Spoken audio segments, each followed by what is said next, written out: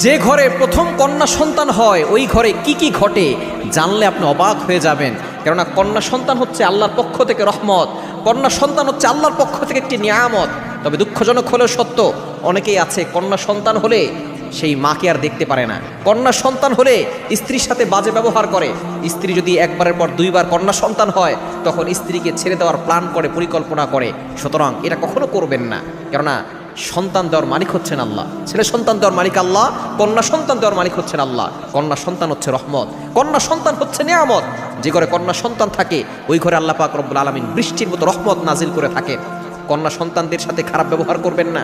কন্যা সন্তান আল্লাহর পক্ষ থেকে বড় একটি নিয়ামত। আল্লাহ পাক রব্বুল আলামিন যাকে ভালোবাসেন তাকে আল্লাহ পাক রব্বুল আলামিন খুশি হয়ে কন্যা সন্তান দান করেন। এজন্য অবশ্যই আপনি যে আল্লাহর প্রিয় একজন, এজন্য আল্লাহ তাআলা আপনাকে কন্যা সন্তান দিয়েছেন। আপনি যদি কন্যা সন্তানের মালিক হন তাহলে এক নম্বর হচ্ছে আল্লাহ তাআলা আপনার ঘরের ভিতরে রহমত নাজিল করবেন। দ্বিতীয় নম্বর হচ্ছে আল্লাহ তাআলা আপনার ঘরের ভিতরে বারাকা নাজিল করবেন।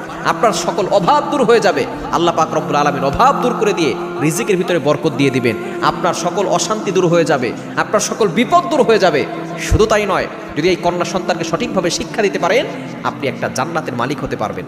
একবার এক সাহাবী নবীজির কাছে গিয়ে বলতেছেন, ইয়া রাসূলুল্লাহ, ইয়া হাবিবাল্লাহ, যদি আমার দুইটা কন্যা সন্তান হয়, নবীজি বলেছেন তুমি দুইটা জান্নাতের মালিক।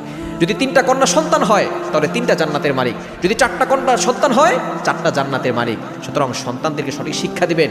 মেয়েকে আপনি কম মনে করবেন না, ছেলে হোক মেয়ে হোক, আপনি চিন্তা করবেন আল্লাহ সে যেন সুসন্তান হয়, সে যাতে করে আমি মরে যাওয়ার পরে আমার জন্য একটু দোয়া করে। আপনার ছেলে সন্তান হইল 10টা, কিন্তু একটা ছেলেও আপনি মরার পরে আপনার কবর জিয়ারত করতে গেল না, আপনার কোনো কথা স্মরণই করে না। মনে রাখবেন, কন্যা সন্তানরাই কিন্তু মা বাবার কথা বেশি স্মরণ করে। এজন্য আপনি চিন্তা করবেন যে একদিন তো চলে যেতেই হবে, এই কন্যা সন্তান যদি আমার জন্য দোয়া করে এটাই আমার জন্য কাজে আসবে। সুতরাং কন্যা সন্তানের সঠিক শিক্ষা দিন, আপনি অবহেলা করবেন না। দেখবেন আপনি দুনিয়া এবং আখিরাত উভয় জগতে ভালো থাকতে পারেন।